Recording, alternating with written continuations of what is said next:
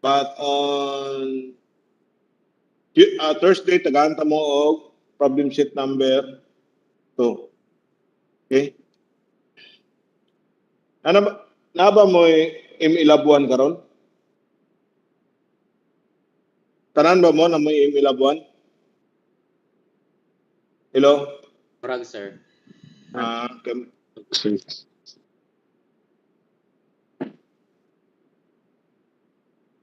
Wait lang ah.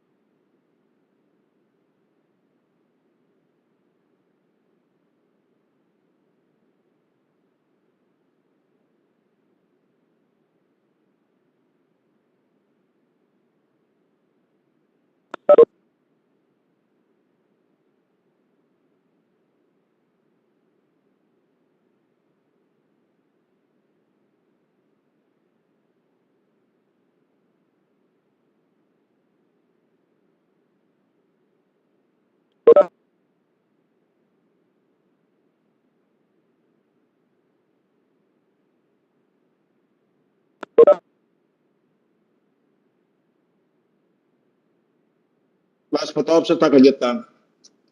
For documentation purposes lang.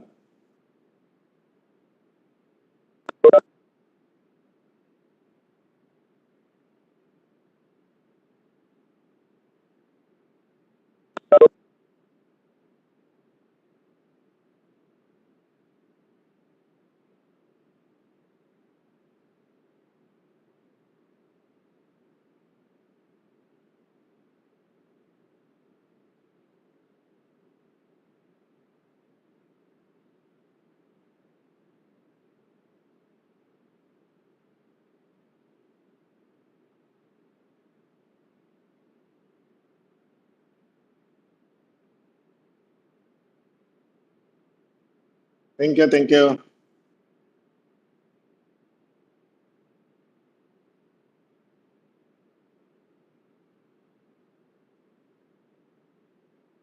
Okay, so it has have another example on the actual before completion cycle. So an ammonia compression system operates at a capacity of 150 tons. The condensing temperature is 35 degrees centigrade. The evaporation temperature is negative 24. The ammonia leaves the evaporator and enters the compressor at negative 8 degrees centigrade. So, take note class ha, yung sunod siya, negative 8 degrees centigrade. So, sa compressor. Then the ammonia enters the expansion valve at 30 degrees. We know that the condensing temperature is 35. So, meaning, yung subcool pa dyan siya to 30 degrees centigrade. We're drawing through the compressor valve, suction 35 kilopascal, then discharge 70 kilopascal. So what they mean by this? Meaning the evaporator pressure plus the evaporating pressure, there is a pressure drop plus of 35. So dito sa suction. Then pag discharge siya plus, there's an additional from the condensing temperature, which is the 1,352 sa discharge. So, then compression is polytropic with N1.22, then volumetric efficiency 75%. So we are asked to find the indicated horsepower, the heat transfer to cylinder water jacket, the piston displacement, and the heat transfer to the condenser water, and the last one is the COP. So this is how it looks like, the pH diagram. So the condensing temperature, okay, the condensing pressure rather is 159.2, where this one is asa ganato nagikuha class, that is PSAT at the evaporating temperature, which is negative 24 degrees centigrade, 159.2. So pag sulod niya class, maning-size karon, pag there is now emotion negative.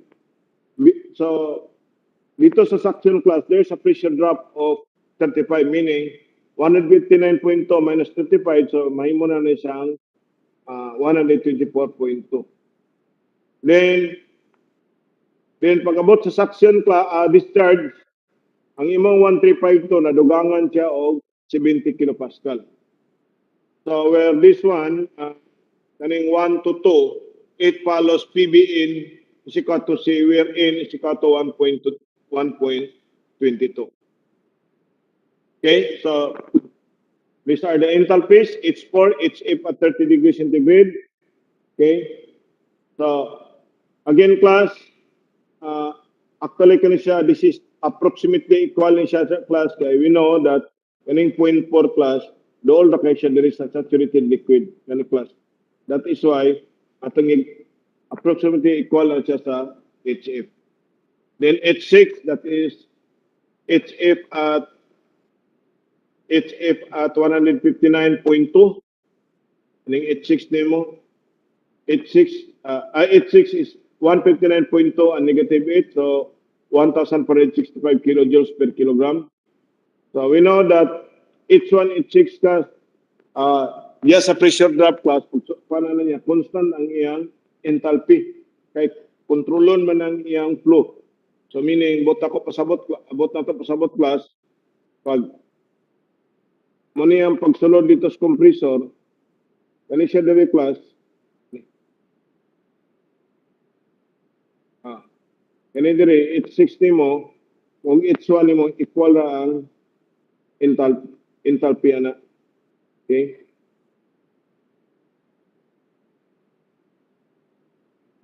Then H1, okay, B1, B at 124, B124 at H1 to H2 is equal to H6, 1 cubic meter per kilogram. So we can solve for M, QE, H6 minus H5. Ang sa ganang QE na to class, that is the refrigerating effect, meaning H6 of H5. Ayaw ba ni? Okay, H6 ug H5. So, kuha na to ang refrigerant flow rate. In solving for B2, using PBN is equal to C. So, we have here B2 is 1.356 cubic meter per kilogram. Then for H2 class, H2 is H at 1422 and 1.355. So, nakuha na nato atong H2. Kuha na nato atong H2. Okay, kuha na atong H2. We know that H2 is equal to H3. Okay, so solving for work, P1 B1 times N over 1 minus N. Recall this formula class in your thermodynamics class. So we have now 380.3 times multiple. Then if you're going to multiply the mass for it to make it kilojoules per minute or kilowatt, where in kilowatt 178.6. So the indicated horsepower, you divide this one by 0.746, so you have 239.4. For delta H, for it coming to compressor, it's 2 minus H1. So we have here 8,313.3 kilojoules per minute. Then solving for QG, because we are asked to find ang ipangutanan mo na ato class, heat transferred to cylinder, meaning, bot pasabot ani class, dito sa compressor class, there is now energy balance, where the energy balance class, mo ni siyang nitabo class, QG, or the Q plus delta H plus W. So, meaning, ang uban na class, actually ideally class, kung wala sa reject class, your W is equal to delta H M times H2 minus H1. But there is now rejection of heat. So na losses. So the losses now, dako kayo class which is 40.7 kilowatt. For B1, that is M times B1, so 28.18 cubic meter per minute. So solving for BD, solve na itong volume displacement, B1 over the volumetric efficiency, so we have 37.57 cubic meter per minute. Then for the condenser, saan ito sa condenser class? In the condenser, the heat transferred to condensing circulating water. So sa condenser, we have H3 minus H4. So we have 39,065 kilojoules per minute. In kilowatt, we have 666.1 kilowatt. Then for the COP, so we have 2.95. So H6 minus H5. Okay. Another example, for the actual vapor compression cycle, a vapor compression refrigeration system is designed to have a capacity of 100 tons of refrigeration. It produces a chilled water from 22 to 2 degrees centigrade. So, actually class, ang sa chilled water class, yan mo na makita dito sa evaporator side. Okay. And its actual coefficient of performance is 5.86 and 35% of the power supplied to the compressor is lost in the form of friction and cylinder cooling losses. Determine A, the size of the electric motor required to drive the compressor. Then letter B, the volume flow rate, chilled water in liters, the condensing water required in kilogram per second for a temperature rise of 10 degrees centigrade. Okay. So, paano na itong, we know that the evaporating atong refrigerating effect is 100 times, so multiplied by 3.52, so we have 352 kilowatt. So, the actual work now, we know that there's actual COP given, which is 5.86. So, makuha na din nato karon actual work, which is 60 kilowatt. Okay? So, the refrigerating load now, which is the refrigerating effect, which is equal to the kanang chilled water nimo. MW, CW, delta W. So, we have here 83.74 MW. But this one, ang imong refrigerating load nimo, which is the mo ni siya ang refrigerating load nimo is pila to refrigerating load? 300, which is equal to 352, ba? Itong refrigerating load equal to the kanin diri sa class ba diri? Ito rin class na Brian diri class ana. So gisulod diri nga tubig nga ilaga ta gisulod niya nga tubig. Na 22 paggawas niya is 2 degrees centigrade. So assume na to 100% na tong kuan, 100% ang atong and there is no losses class, meaning bot pasabot nga ang heat nga na-reject, ang tanang heat nga na-reject sa brine, ma-absorb karon dito sa evaporator. So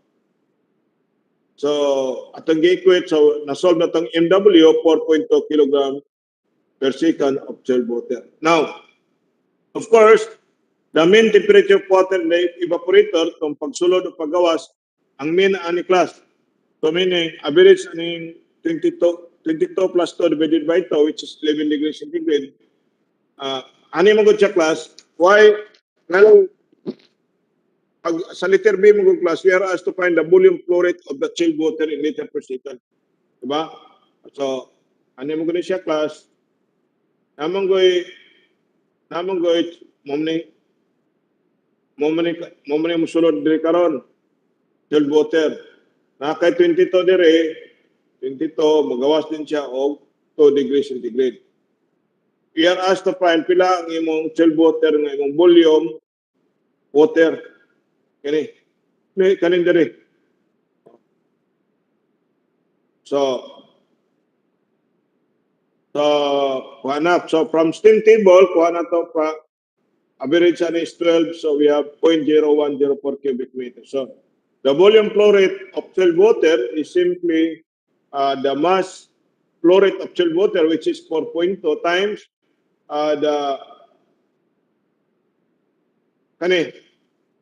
bali ani class 1.001, which is 90.0 cubic meter per bali sayo po siya class. Dapat bali na ni siya. Nabali ni siya. Point, okay. Kay din, paano ni siya ba? Specific volume. Yeah.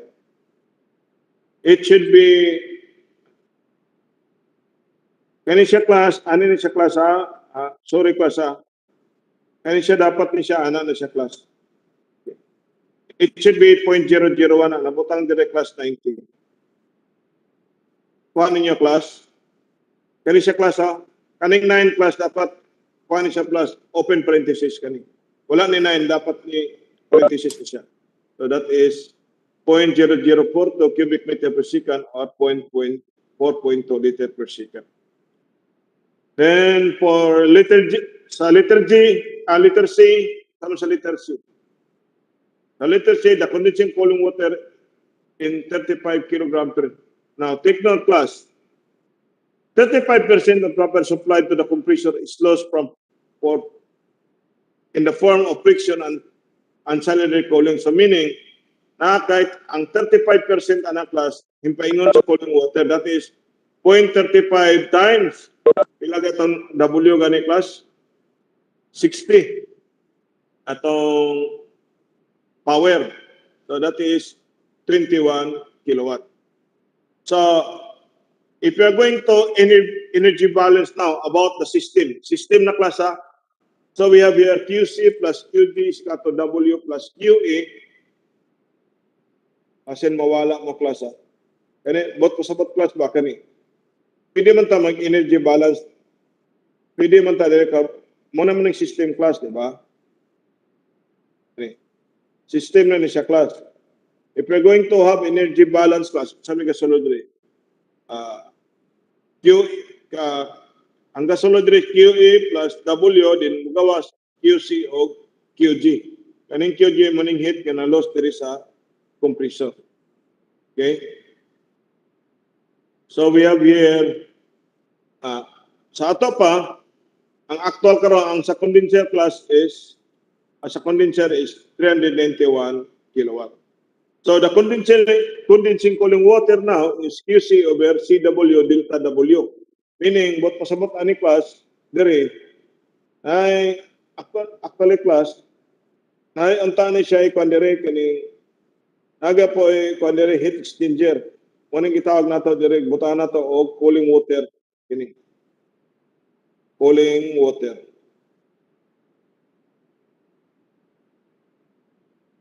Or cooling H2O. Na. Ano siya diri?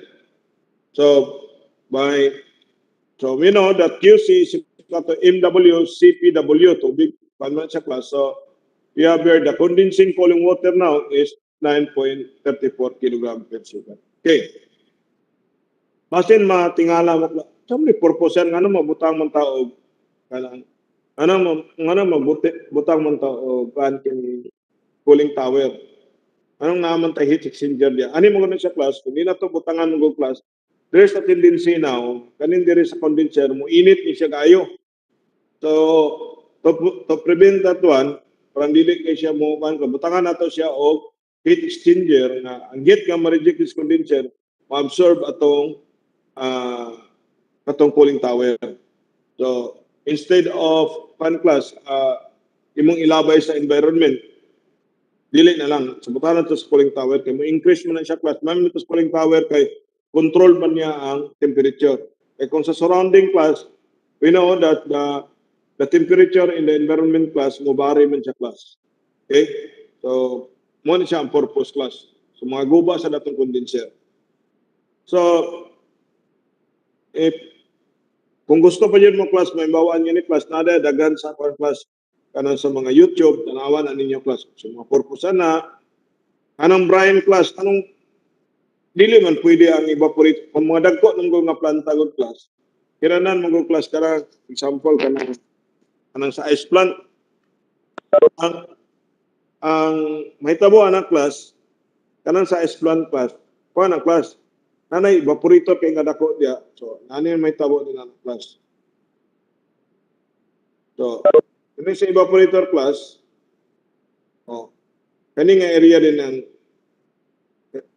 consider na to mo ni siyang area karon mo bugnaon class. So bot pasabot ana class nga mo ni siya nga area karon bugnaon. So nay magdagan diri nga tube class. Dire consider na to kaning green mo ni siya ang tube. So kaning dire mo ni mga ice dia. So mo na siya karon class mag dili kay ang kanang sa refrigerator class gamay ra man gud post. Gamay ra man gud class makita nimo diretso yang labayan. Pero sa actual nga planta class, dako ka rin sa class, storage room. Anong storage room karon class? Diya karon ay mga pipe dia class, ay mga pipe dia, sa kanang pipe dia karon class, bugnaw kay na siya. So kana siya cold kini bugnaw kani siya dire class kanam kay bugnaw ay inan na lang class. Just imagine class sa kanang kwan class. Kanang mitong kanang butangan bitaw na subingalan na po. Freezer class, freezer. Ana, inana na siya class. Inana ang idea, ana. So makita ni mo diya freezer class, dagan kay mga tube diya class. Bugnaw ka na sa class, below na siya sa freezing point ato. Below na siya sa 0 degrees centigrade. So that is why, bisat unsa may butang diya, mabugnaw na siya kay mo na siya ang mga evaporator class. Mo na siya. Okay? So, I think class, that's all for today. So on Thursday class, I will give you another problem set. So, saman, maura kaya po ninyo gusto. Ugma na, pagka-ugma na ipasa or karang adlaw. Pagkaugma, Ingot sir. mo. Ha? Pagkaugma, sir. Pagkaugma, sir. Ma, sir. Kasi, bahala gansi ko, basta kay, mumukha inyong gusto. Pero palihog ka rin mo ba na, pero naiusan niyo classmate, malag niyang papa ito, malag natin problema. Kaya na ako, ilan ako i-devolve sa inyo kay research kayo. Personal to. So that is why nagkuha na lang ko example kay parang dili kay siya behind. Okay, so one last chance, dito ta kuha na lang. Photo ops ta.